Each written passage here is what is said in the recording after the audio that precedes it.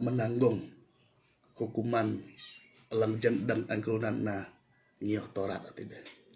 Namun sebaliknya, yang terjadi apabila orang Kristen mengamal persembahan persepuluhan ini, di mana mereka telah menempatkan diri di bawah hukum Taurat, justru yang akan membawa ke dalam sebuah kutuk. Nah, anilang perlu tak hinang bahi itak na uli ngerwa perintah hukum Taurat ati. Letina itak sendiri, kita sendiri yang meletak diri kita di bawah hukum itu.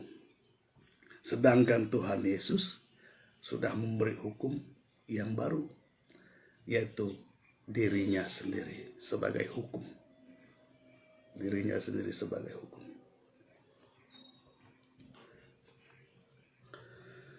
Karena semua orang yang hidup dari pekerjaan hukum Taurat berada di bawah kutuk. Jadi, semua orang yang hidup dari pekerjaan hukum Taurat berada di bawah kutuk. Sebab ada tertulis, terkutuklah orang yang tidak setia melakukan segala sesuatu yang tertulis dalam kitab hukum Taurat.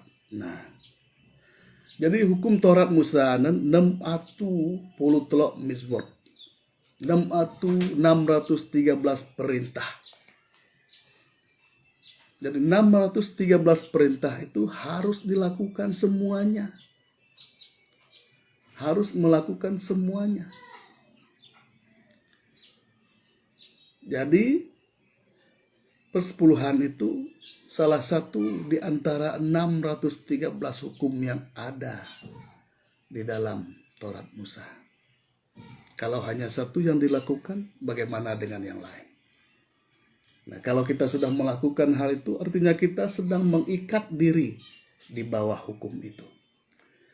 Jadi perlu tama paham kat alang noni. Ani dang melibatkan atau ani dang dan pekasu kinah. Jadi apa tak kuma tak jikunan Kristen lang setia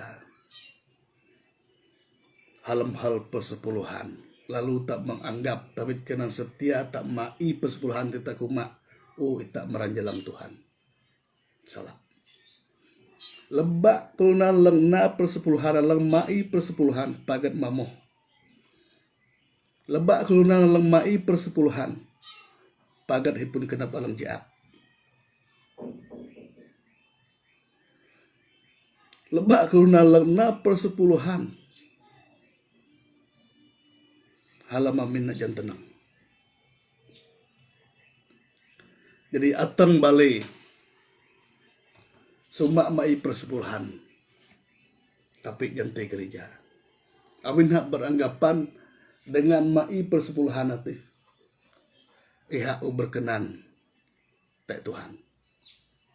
Jadi anan motivasi lang salah. Anan gaya pikir lang jan marong. Jadi halam ta hinang dahun surat Tuhan. Kita perlu pikir. Kita perlu pikir. Persepuluhan memang Alkitabiah, memang Alkitabiah karena tertulis di dalam Alkitab. Tapi menteguta hinang sejarah persepuluhan.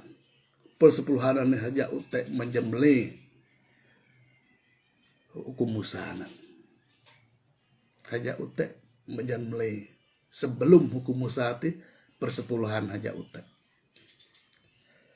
Jadi anan persepuluhan anan praktik kelunan ha Mesopotamia una. Awan dah mai norana mai sukai men raja dah mai persembahan men Tuhan dah nuti. Jadi Paulus menjelaskan pentingnya kita yang sudah mendengar Injil untuk tidak mengakhirinya atau kembali lagi melakukan perintah hukum Taurat. Jadi Rasul Paulus karena seorang rasul men kelunan alang haman merantai joh Taurat. ngajal daho aneh. Jangan mengakhiri atau kembali melakukan perintah hukum Taurat. Alam Galatia telok ayat 2 atang telok. Hanya ini yang hendakku ketahui daripada kamu. Adakah kamu telah menerima roh karena melakukan hukum Taurat? Atau karena percaya kepada pemberitaan Injil? Bahi itam percaya te Injil. Jani buhna na Taurat. Adakah kamu sebodoh itu? Kamu telah mulai dengan roh.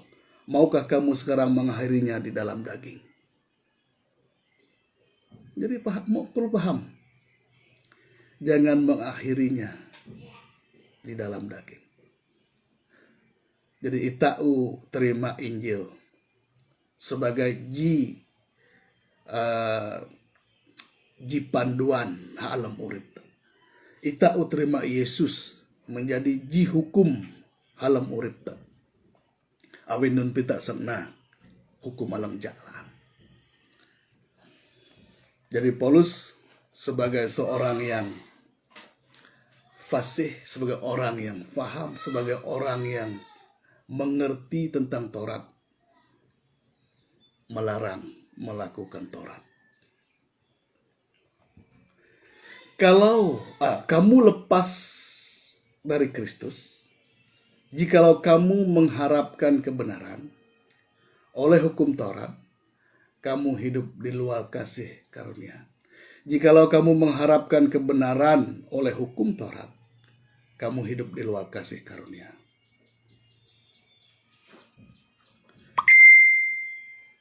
Jadi, jikalau kamu mengharapkan kebenaran dari hukum Taurat, kamu di luar kasih karunia. Di luar kasih karunia. Jadi persepuluhan itu adalah hukum Taurat. Perintah hukum Taurat. Jadi kalau kita mengharapkan kebenaran, kalau kita mengharapkan kesuksesan, kalau kita mengharapkan kebahagiaan dari melakukan persepuluhan itu, kita di luar kasih karunia. Kita di luar kasih karunia. Memberi tidak salah. Memang itu tanggung jawab. Dan itulah hidup sebagai anak Tuhan, tapi bukan persepuluhan. Memberilah dengan sukarela dan senang hati. Kita harus membezakan apa itu persepuluhan dan apa itu pemberian dengan sukarela.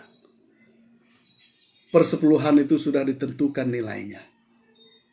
Tapi pemberian dengan sukarela itu suka-sukamu memberi dengan kerelaan sesuai kemampuan. Dan tanpa mengharap apapun yang dibalas oleh Tuhan.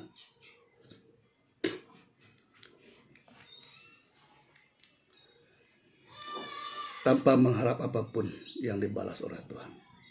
Jadi karena praktik persepuluhan yang diajarkan supaya mendapat berkat. Kalau kita memberi persepuluhan, kita akan diberkati Tuhan. Salah.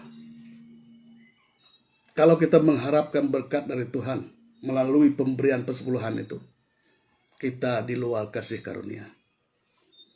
Kita di luar kasih karunia. Jadi kematian Yesus di atas kayu salib itu sia-sia. Sia-sia. Jadi memberi ke gereja itu tidak salah. Memang sepatutnya kita harus memberi. Karena itu tanggung jawab kita sebagai anak Tuhan. Kalau kita tidak memberi, bagaimana pelayanan akan dapat berkembang? Kalau kita tidak mendukung pelayanan itu, bagaimana akan dapat berkembang? Tetapi praktik persepuluhan ini tidak sesuai di zaman perjanjian baru. Tidak sesuai. Kita tahu bahwa persepuluhan itu adalah perintah hukum Taurat. Kalau kita mengharapkan kebenaran oleh hukum Taurat, Kita hidup di luar kasih karunia. Galatia 5 ayat 4. Paulus juga menjelaskan bahwa hukum Taurat adalah penuntun sampai Kristus datang. Jadi hukum Taurat penuntun, pembimbing, pengajar sampai Kristus datang. Apabila Kristus sudah datang, kita ikut Kristus, bukan hukum Taurat.